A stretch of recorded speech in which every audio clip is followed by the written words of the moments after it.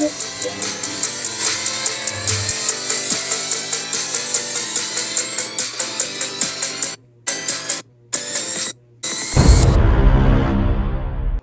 is going on to all my hobbits, elves, dwarves, orcs, and everything in between out there? It is your boy, your man's Toxic all the way back at it with another review. And today we are going to be continuing our review series of the Lord of the Rings and Hobbit movies, building up to the newest Lord of the Rings movie coming out tomorrow, Lord of the Rings, War of the Rohirrim. And today we are reviewing Lord of the Rings, The Two Towers. But before we get into the actual beginning of the video itself, guys, if you missed my previous reviews, they're on a playlist on my YouTube channel if you'd like to check that one out. And also don't forget to subscribe to the channel because number one, it's absolutely free. Number two, also maybe help with the YouTube algorithm. And I recommend the video to more people, and maybe they could join that joke.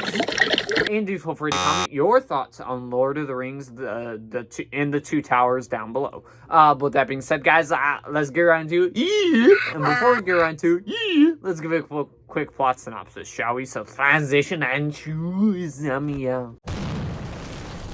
The Two Towers follows the continuing quest of Frodo and the Fellowship to destroy the One Ring. Frodo and Sam discover they are being followed by the mysterious Gollum. Aragorn, the elf archer, Legolas, and Gimli the dwarf encounter the besieged Rohan Kingdom, whose once great king, Theoden, has fallen under Saruman's deadly spell. Alrighty, ladies and gentlemen, so Lord of the Rings and the Two Towers, as I said before in my previous reviews, I grew up watching all the Lord of the Rings live-action movies and the Hobbit movies as well. And this one, let's just get into the actual review itself, shall we? And I'll just say this to kick off the review. I think it is very underrated. Because the first one and Return of the King are oh so great. I feel like this one gets overshadowed because those are so great. This one's great too, and I think it is on the level of the first two. It is my least favorite out of the three. I'll just say that right now, but it is still a phenomenal movie. It is So yeah, starting off with the good. We always start off with the good here for our toxic movie reviews. The focus on Gollum. So, in the first movie, Gollum isn't really a key part. And as for this one, he is introduced early on in the film, and he adds this very interesting dynamic with Sam and Frodo, where he's the divide in the whole entire situation, while also talking to his counterpart, Smeagol. And it's where Gollum is basically because him and Sam aren't getting along, and Frodo basically is 50-50 because he thinks, oh, Gollum can be good, he can be good.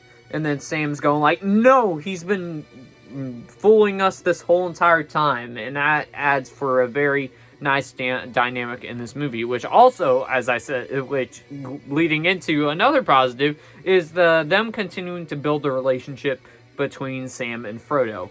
The ending of the last movie ended greatly as a part one with them going on the boat and setting sail for the next movie, where Sam originally wasn't supposed to go with him, but he says he made a promise to Gandalf that he will be his protector at all costs. And I think that was such a great way to end it because him and Frodo were such great friends. In this one, there's tension added, as I said before, with Gollum getting intervened into the story, that I think really helps elevate the tension within this movie compared to the first film.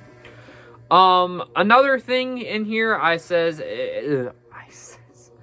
another great thing is in here is it continuing to build up the villains. I think also, yeah, as I said before, this still does a great job at building up the villains with Sauron, Saruman, and another one that you guys probably already know that eventually does reveal he is a full villain. So, yeah, it still does a great job at building them up. This movie also still does a fantastic job at world building and getting you really invested in the world of Middle-earth with all these characters and all the different regions that you get introduced to throughout this whole entire trilogy. Another thing that I love in here as well are the new characters. I think the new characters in this are quite underappreciated compared to the first two as well, and I still think they're great characters. The characters I'm talking about are Eowyn, played by Miranda Otto. I think she's a really nice character that you kind of get behind, and she gets a kind of a surprisingly a decent amount to do in more Return of the King, which I find very interesting. Karl Urban is in here too as well, in one of his earlier roles as Eomer in here, which it's fun to see him in that too. The final one in here too for the new characters that I thought were fun new additions, and this is a very minute character, but it just had a little spark in my heart for him being there, and it is the character of Grima, played by Brad Dourif, none other than Chucky himself, which I totally forgot that he was in this trilogy, so I thought that, well, I never knew he was in this trilogy because I didn't really find out who voiced Chucky until I watched all the movies, so for the first time like a couple years ago, which I love Chucky in that Child's Play franchise. I love everything except for Seed and Cold. Yeah, it was just cool to see him in that sort of role where he is kind of kooky in his own ways. CGI as well, again, quite good in here. I talked about this for Fellowship of the Ring.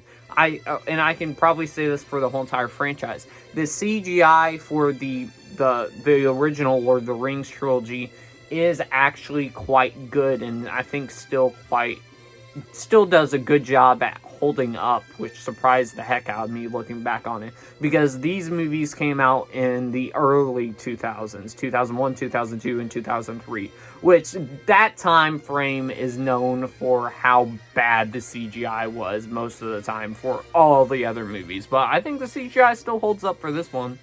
Final thing in here for the positive, I have the action sequences. I think the action sequences are quite stellar in here and epic in their own scale. This was just a teaser to build up to the Return of the King, which we would get the next year after that. So it also did a great job at that. Now, ladies and gentlemen, we do not have any mixed, but I do have one negative on the movie, even though I love this movie. The length. I think this one could have been trimmed. I think Return of the King, which I will be reviewing later today, I think that runtime, even though still, shouldn't it maybe be 2.5 hours long? No, not sorry. 3.5 hours long. Shouldn't really be 3.5 hours long. This one, I feel like you could have squeezed a little bit more, since this is the middle chapter of the whole entire franchise.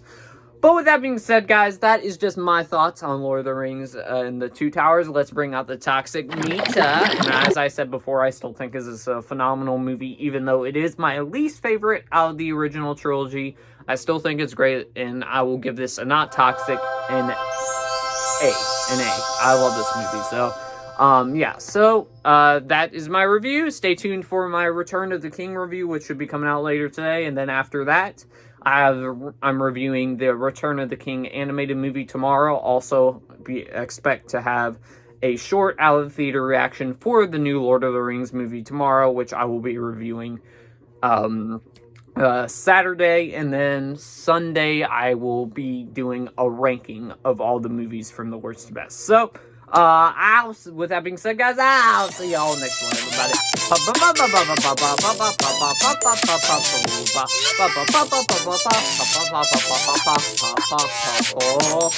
Peace.